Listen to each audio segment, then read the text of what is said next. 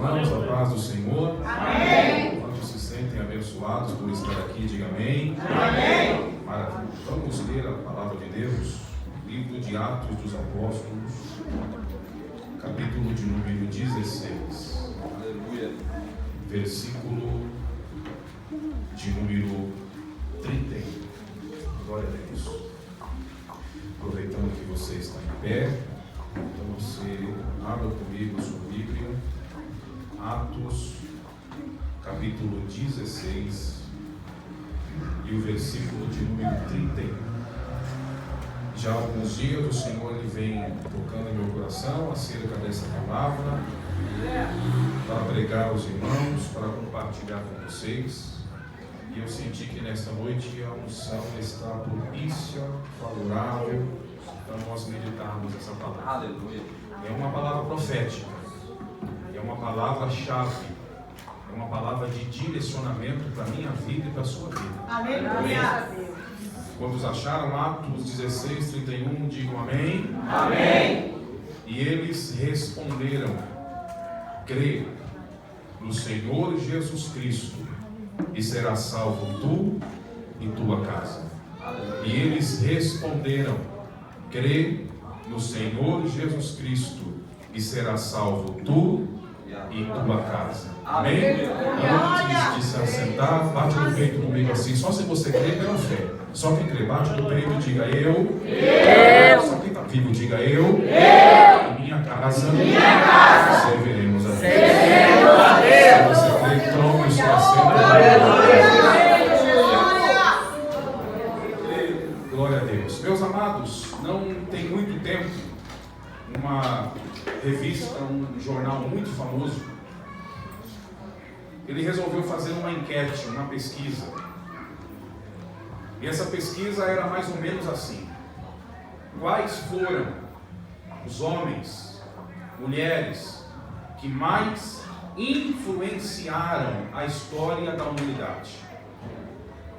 Qual as pessoas que mais influenciaram o curso da história? E eles fizeram uma pesquisa e lá tem alguns nomes.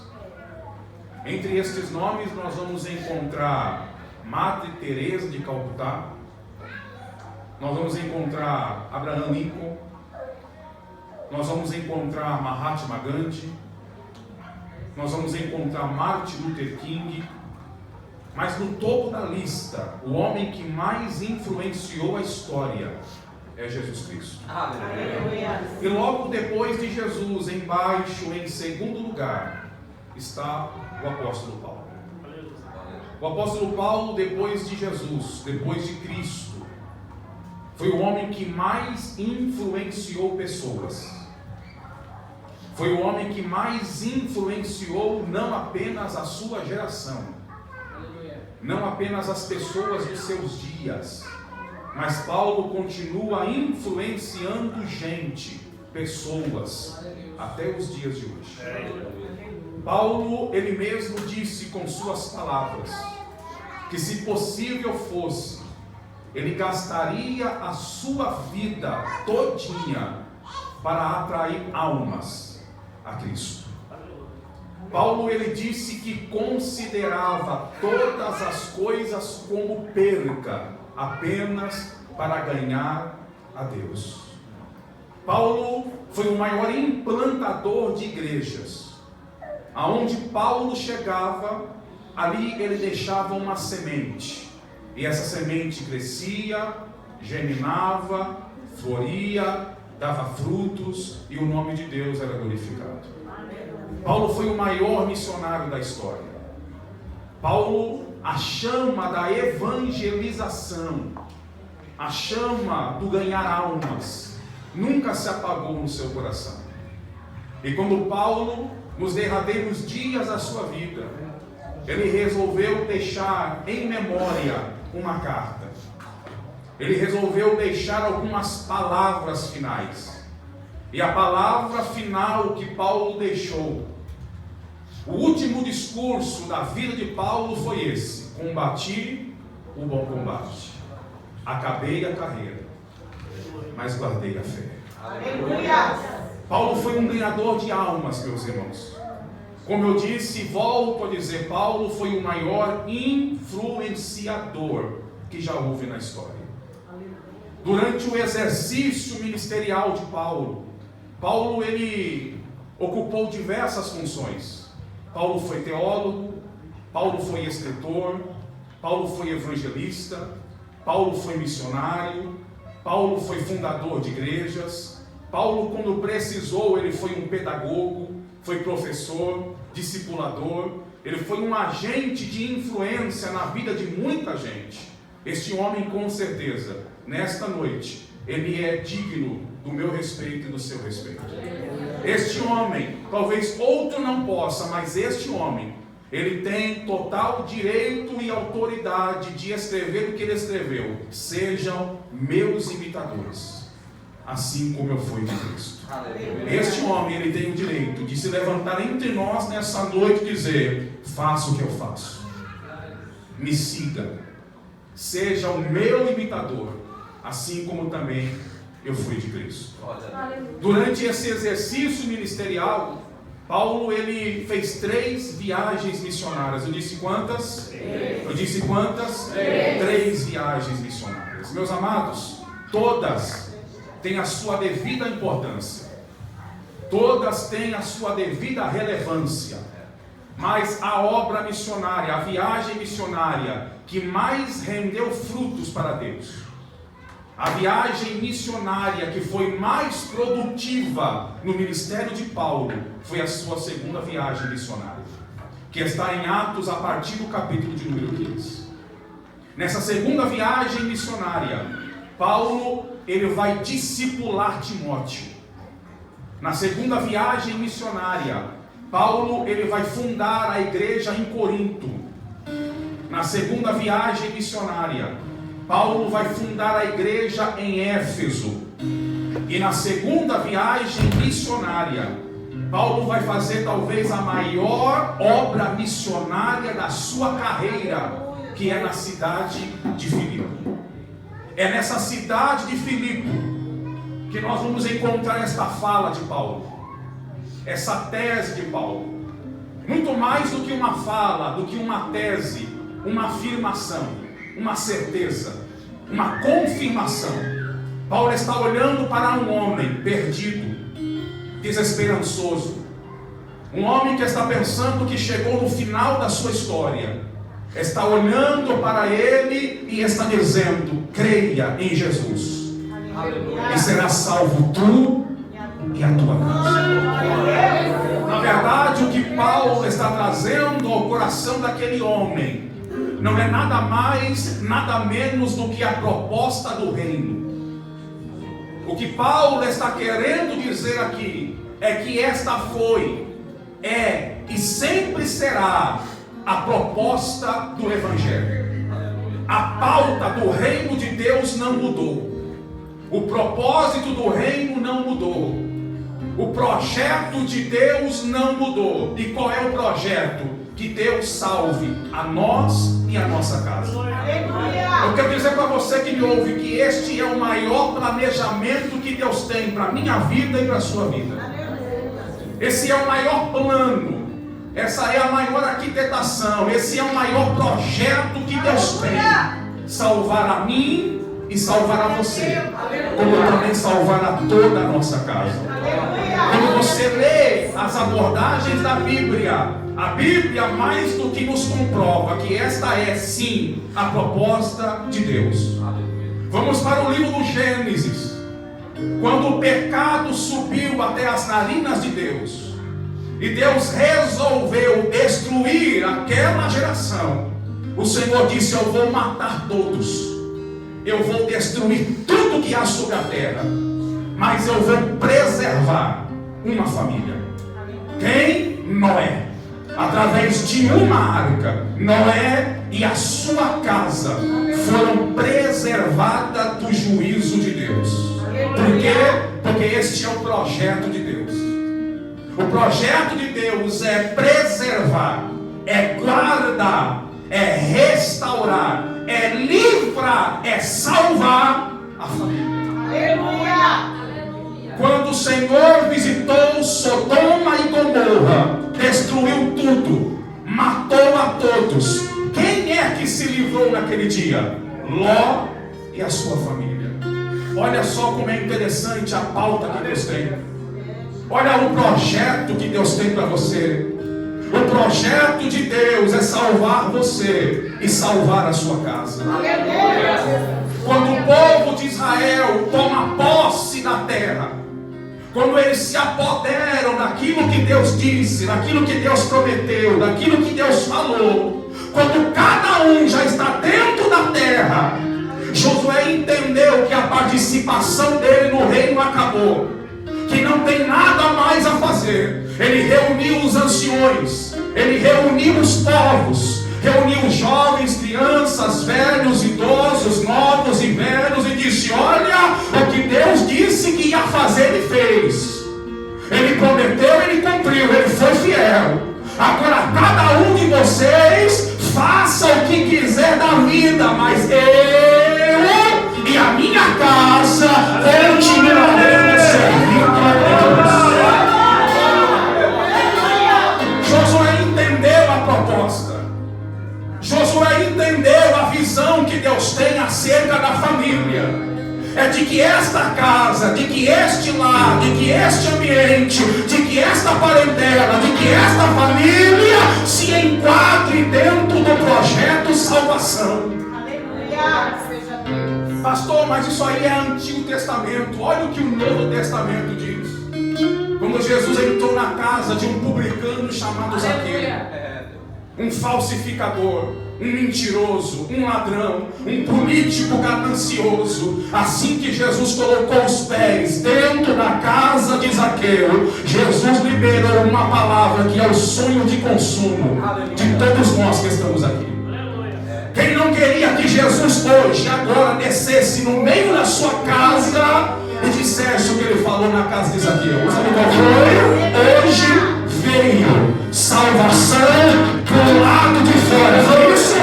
Ele disse: hoje veio salvação a esta casa.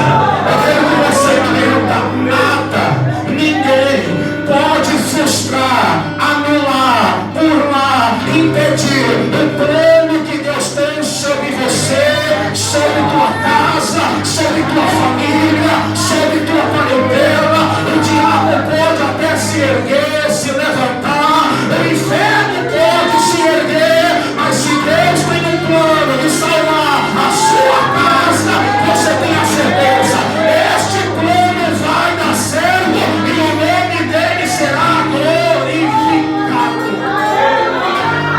Diga para alguém, se você pode, a sua casa está no plano de Deus. Oh, aleluia, glória ao nome de Deus. Então a proposta é essa. Qual é a proposta? De Deus salvar uma casa, de Deus salvar uma família. É poucos que têm esse prazer de se levantar no meio da multidão e dizer como Josué: eu e minha casa todinha estamos servindo a Deus. Existem pessoas que estão me ouvindo aqui, que têm esse desejo, que têm esse sonho, que tem como plano principal da vida ver toda a casa servindo a Deus. Aleluia. E para que isso aconteça, só você e Deus sabe o preço. Só você e Deus sabe as lágrimas. Só você e Deus sabe as madrugadas perdidas em oração. Só você e Deus sabe o tanto que você ora, o tanto que você clama, o tanto que você jejua, o tanto que você pede, para que Deus venha te abençoar com tal bênção. Mas Deus continua sendo Deus. O mesmo Deus que salvou a casa de Noé, o mesmo Deus que salvou a casa de Ló, o mesmo Deus que salvou a casa de Josué, o mesmo Deus que salvou a casa de Zaqueu, é o mesmo Deus que está aqui, dizendo para você: espera só mais um pouco, e você vai ver se eu não vou fazer uma grande obra sobre a tua casa. Porque eu preciso entender o que Paulo está querendo dizer. Crê no Senhor Jesus Cristo e será salvo tu e a tua casa. Que tipo de casa é essa que Paulo está insinuando que Jesus salva, que Jesus transforma, que Jesus liberta? Afinal de contas, quando se trata de casa, Existem pelo menos 3 adjetivos designativos da palavra casa na Bíblia. Quando a Bíblia fala de casa, a Bíblia está falando de pessoas, sabia disso? Quando a Bíblia fala de casa, ela está se referindo a seres humanos, principalmente a crentes. Olha o que Paulo disse aos Coríntios: não sabeis vós que sois morada, templo, residência, casa do Espírito Santo. Então eu e você somos uma morada de Deus. Eu e você, quando Deus olha de cima, não nos enxerga como pessoas, Deus nos enxerga como casas. Você é uma casa que Deus mora. Você é uma casa em que o Espírito Santo, todos os dias, ele faz questão de chegar e repousar dentro de você. Mas quando a Bíblia fala de casa, a Bíblia também está falando de igreja, templo. Olha o que Isaías disse: e a igreja do Senhor será conhecida entre os povos e línguas como casa de oração. Então Deus tem uma igreja, sim ou não? Sim. E a igreja de Deus, ela tem nome. E sabe qual é o nome da igreja de Deus? Não é Assembleia, não é Batista, não é Deus Amor, não é Congregação Cristã, e nem muito menos Presbiteriana. Sabe qual é o nome da igreja de Deus? Casa de oração. Mas é lógico que Paulo, quando fala que a casa vai ser salva, não está falando do crente, porque o crente em si já é salvo. Paulo não está falando também da igreja, porque a igreja em si já é salva. Paulo literalmente, ele está falando aqui a família. Família é o alvo, família é a proposta, família é o plano principal de Deus. E ele está falando que esta casa é alvo de uma obra de salvação da parte de Deus. E quando você vai se aprofundando nessa fala de Paulo, note que ele não vai limitar o número de pessoas que Deus deve salvar nessa casa, que Deus deve salvar nessa família. Ele está falando: crê em Jesus e será salvo tu e a tua casa. Ele está falando num contexto de totalidade, plenitude. Ele não está falando: olha, quando Jesus chegar numa casa, ele vai escolher quem deve salvar e quem não deve salvar. Não é isso. Ele não está falando: olha, quando a salvação chegar lá, só uns vão ser e outros não vão ser. Não. Ele está dizendo que quando Jesus entrar para salvar, independente se numa casa tem uma pessoa ou 10 pessoas, mas quando a bênção da salvação chegar, toda a casa será alvo da salvação de Deus. Você está preparado para uma grande mudança na sua família? Recebe essa palavra profética. Levante uma mão para receber. Te prepara, tua sogra vai vir para a igreja. Não, você não entendeu? Te prepara, teu sogro vai vir para a igreja. Te prepara, tua cunhada vai vir para a igreja. Teu filho vai voltar para a igreja. Teu marido vai voltar para a igreja. Tua esposa vai voltar para a igreja. Teus netos, teu sobrinho, teu genro, tua nora, toda a casa servirá ao Senhor.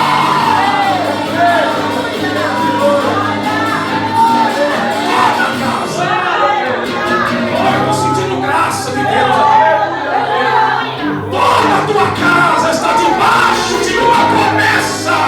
E o diabo, querendo ou não, esta promessa vai se cumprir na tua casa.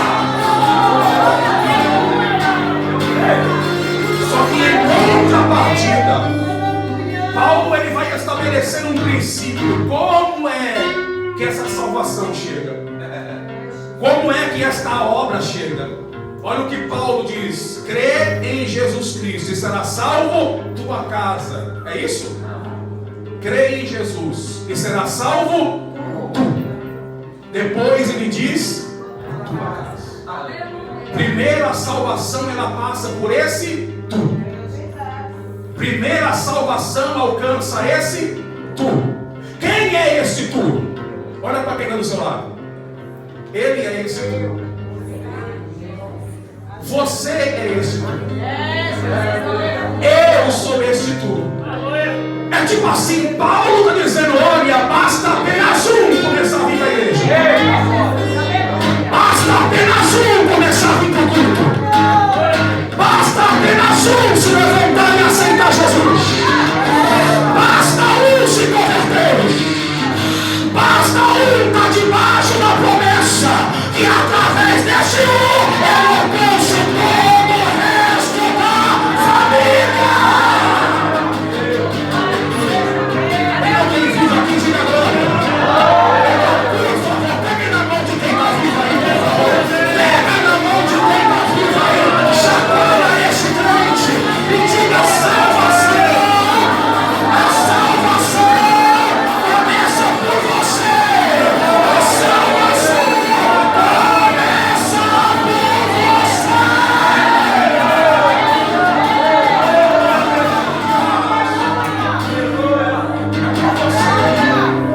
É por mim, é por nós que começa esse processo de salvação para uma casa.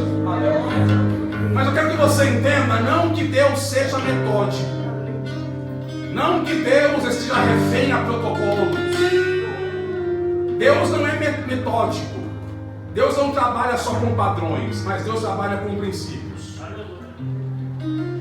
E Deus ele tem duas formas distintas de salvar uma casa.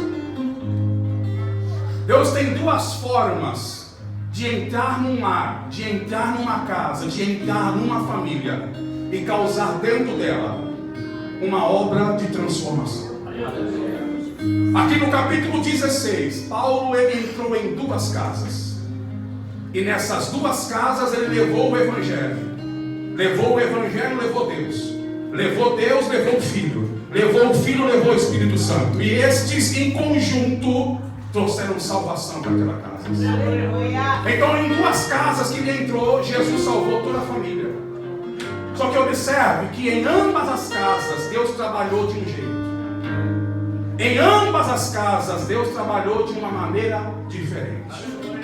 A primeira casa que Jesus entrou para salvar foi na casa de uma mulher, de uma mãe de família, de uma dona de casa, de uma serva de Deus chamada Lídia. Lídia, o texto diz que ela era vendedora de púrpura. Dá para entender que era mulher trabalhadora, guerreira, que tinha tempo de trabalhar na feira, chegar em casa, cuidar do esposo e dos filhos, e ainda tinha tempo de orar. Porque a Bíblia diz que Lídia e mais algumas mulheres, eu não sei quantas vezes no dia, mas todos os dias, elas se reuniam na beira do rio para orar. Todos os dias, independente de sol, calor, frio, verão, inverno, outono, primavera, mas todos os dias elas se reuniam na beira do rio para orar. O primeiro círculo de oração da história, quem fundou foi Lídia. O primeiro grupo de irmãs de oração, quem fundou foi Lídia. Lídia todos os dias, meus irmãos, ia na beira do rio orar. A princípio não se entende qual o motivo da oração. A princípio não se sabe o porquê de tanto orar. Mas quando Paulo chega e entra na casa daquela mulher e prega a palavra, e a família toda é salva, a gente entende qual é o motivo da oração de Lídia.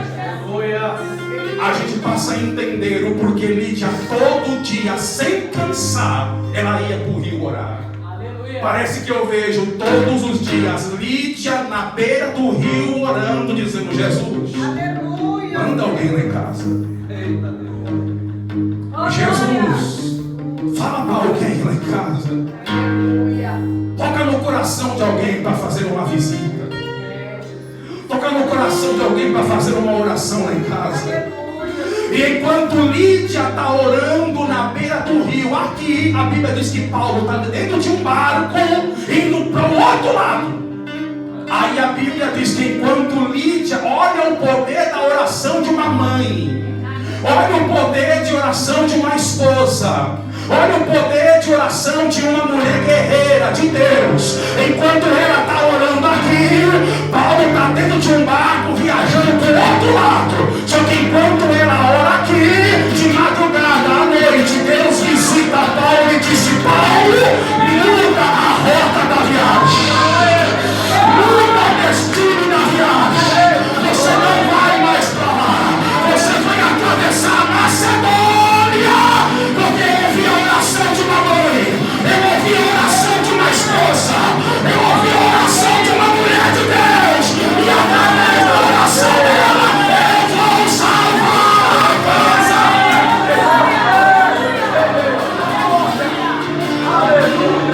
Quanto tempo você está orando pela sua casa?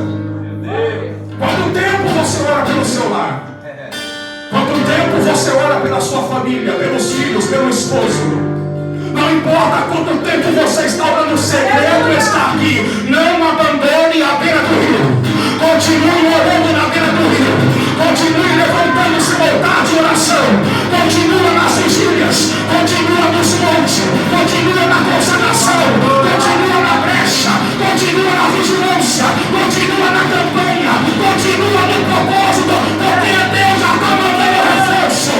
Deus já está mandando reforço. Deus está mandando reforço aí. Bate na mão de uma pessoa, por favor, que Deus está mandando reforço aí. Bate, crente, bate, por favor. Deus está mandando reforço aí. Deus está mandando reforço. Deus está mandando reforço. Deus está mandando reforço. Deus está mandando reforço.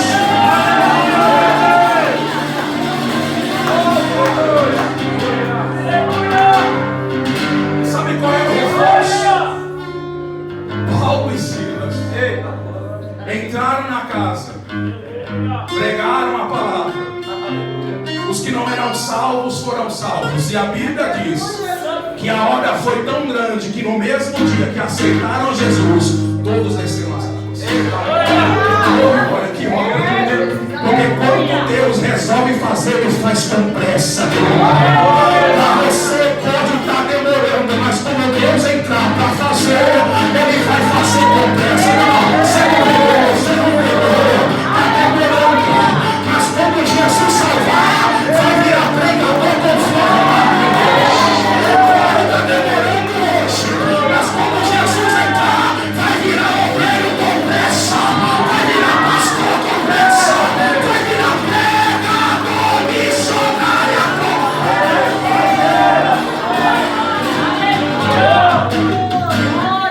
Então, o primeiro meio que Deus usa para poder salvar uma casa é através da oração. Continua orando, vale a pena orar. Eu acredito que a maioria de nós que estamos aqui somos frutos de oração. Estamos aqui primeiramente por graça e bondade divina, mas porque alguém resolveu orar por nós. E quando alguém ora por você, ainda que você não veja, no mundo espiritual, ela está declarando que ainda acredita em você.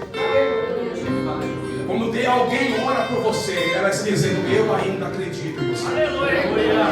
Porque se não acreditasse, não orava. Se não acreditasse, não oraria.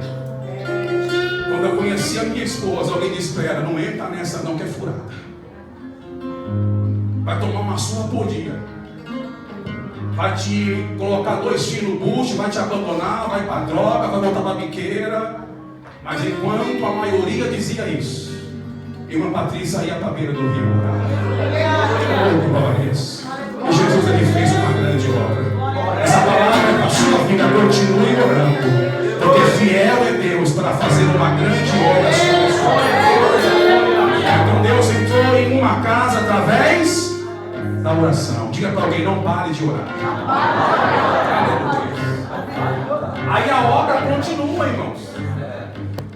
Aí a Bíblia diz que o diabo entende que está tendo prejuízo. Porque aonde crente chega, o diabo tem que ter prejuízo mesmo. Aonde homem de Deus, mulher de Deus chega, o inferno tem que abrir falência. E a Bíblia diz que a obra foi sendo desenrolada, desenvolvida, o diabo perdendo o campo, perdendo o espaço, havendo falência, recebendo prejuízo. Só que o diabo, irmão, tem um problema, ele não apanha calado, ele não apanha quieto. Armou uma cilada, Paulo e Silas foram presos, levados à praça pública, açoitados, chicoteados, pisoteados, esbofeteados. E o diabo, não satisfeito, colocou Paulo e Silas numa prisão. Amarrou pé, amarrou mão, feridos, sangrando, sangue descendo pela canela. E talvez o diabo disse: acabou a obra missionária aqui. Acabou o projeto salvação para casa aqui. A partir de agora, se Deus quiser salvar a família, levante outros, porque esses aqui, acabou. Esses aqui não fazem mais nada. Quero ver eles pregar agora. Quero ver eles fazer a obra agora. Só que o diabo esqueceu, meus irmãos, que crente que tem chamada de Deus não é só com o microfone na mão que Deus usa.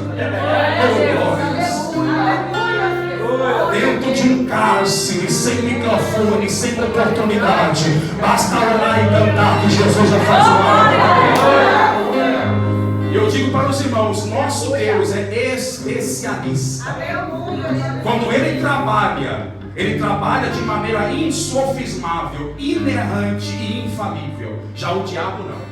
Por mais sagaz, astuto, ardiloso e covarde que ele seja, por mais mirabolante o plano que ele levante contra você, ele sempre deixa uma falha.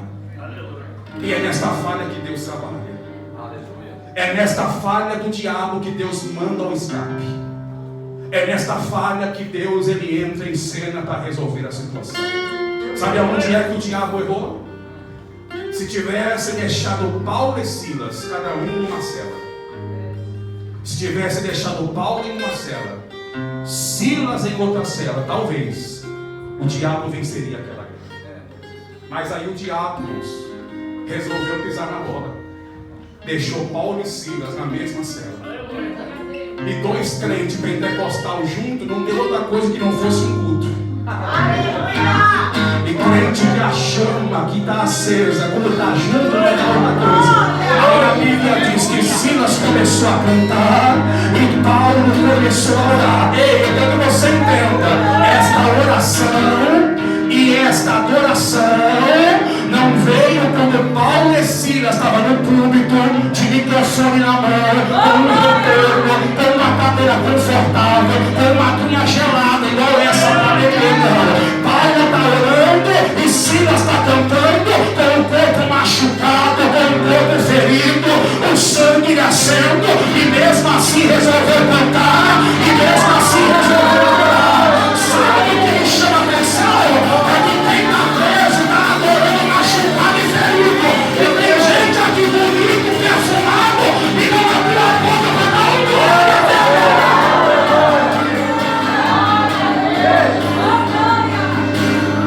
Aí Paulo e Silas começou a cantar e orar. E assim cumpriu o pastor santo que Jesus diz: aonde estiverem dois ou três reunidos em meu nome, ali eu estarei presente. Aí a Bíblia diz que perto da meia-noite, Paulo e Silas começou a cantar e a orar. E a Bíblia diz que Deus mandou um terremoto. Quebrou tudo, abalou tudo, sacudiu tudo, e a prisão de todas foram abertas. Olha o que o louvor de um adorador faz. Faz Deus abrir portas e quebrar cadeias.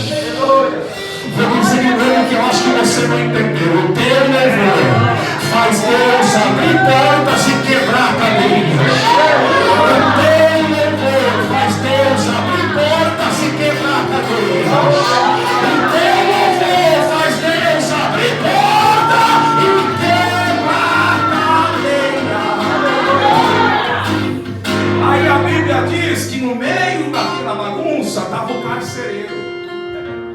o responsável por manter os presos. E ele, pensando que todo mundo tinha escapado e fugido, ele ficou desesperado, porque sabia que aquelas pessoas que se fugissem, ele ia ter que dar conta com a vida, ele ia perder a vida. Então, desesperado, entrou em pânico, em desespero, pulou no meio da cela e perguntou: como é que eu posso fazer para escapar dessa? Como é que eu posso fazer para me livrar dessa? Em outras palavras, como eu posso fazer para me salvar? E a Bíblia diz que eles, não foi Paulo que disse, não foi Silas que disse, o texto diz e eles, como se eles tivessem respondido na mesma hora, com a mesma convicção, com a mesma certeza, na mesma sintonia, na mesma harmonia. Eles responderam: creio em Jesus, creio em Jesus, e será salvo tu e a tua casa. Aí a Bíblia diz que ele se alegrou com aquela palavra. Trouxe Paulo e Silas para dentro da sua casa, lavou as feridas de Paulo e de Silas. E a Bíblia diz que naquele dia Jesus entrou na casa daquele homem, e a casa dele também foi salva. E assim como Lídia, também no mesmo dia eles desceram as águas. E olha o que é que diz o verso de número 34: e levando-os à sua casa, logo lhes preparou uma mesa, e na sua fé em Deus alegrou-se com toda a sua casa. Oh, glória! Você crê que esta alegria vai também alcançar a sua casa? Então, na primeira casa, Jesus entrou para salvar através da oração. Na segunda casa, Jesus entrou para salvar através do terremoto. Aqui que está a questão. Aqui que está a nossa problemática. O que um terremoto costuma causar, irmãos? É um chacoalhão, tá? Terremoto, quando chega, dá uma balançada, sim ou não? Dá aquela chacoalhada. E terremoto, quando vem, não vem de cima para baixo, vem de baixo para cima, mexendo na estrutura, mexendo nos alicerces, tirando, removendo do lugar, chacoalha, balança e estremece tudo. Jesus trouxe pessoas aqui para te dizer: eu tenho dois modos de salvar, na oração e no terremoto. Qual delas você quer que eu salve? Por qual delas você quer que eu salve a sua casa? Aleluia, Jesus. Por qual delas você quer que eu salve a sua família? Mas o Senhor tem uma palavra de consolo para você. Fica tranquilo, porque se Ele não salvar na oração, Ele vai salvar no terremoto. Mas que você... Eu não sei você, mas sabe como é que eu cheguei na igreja? Depois de uma chacoalhada. E que chacoalhada? Pastor chegou aqui na igreja como, pastor? Que chacoalhada. Pastor Danilo, como é que foi? Uma chacoalhada boa? Muito de nós que estamos aqui, Jeová precisou dar uma balançada. Jeová precisou dar uma chacoalhada. Eu conheço gente que para correr para a igreja e vir para os pés de Jesus, o câncer precisou chegar. A perca de um ente querido precisou acontecer. Uma falência financeira precisou acontecer. Alguma coisa trágica na família precisou surgir para correr para a cruz, para correr para a igreja, para correr para os pés do Senhor. E o Senhor, como não é bobo para falar com quem não veio, o Senhor trouxe pessoas aqui para dizer: se eu tenho promessa na sua vida, fica tranquilo, eu salvo você, nem que seja pelo terremoto, mas eu salvo. Eu permito uma chacoalhada, mas que eu trago você para a minha presença, eu trago. Eu permito uma balançada, mas que eu salvo você e a tua casa, eu salvo, porque eu tenho promessa para fazer. Quantos acreditam que este ano pode ser o ano que Deus vai salvar toda a sua casa? Se coloque de pé, que eu quero orar pela sua vida. Em nome de Jesus. essa palavra para o seu coração. Se Deus não salvar na oração, Ele salva no terremoto. Mas se Ele vai salvar, Ele vai, porque Ele é Deus.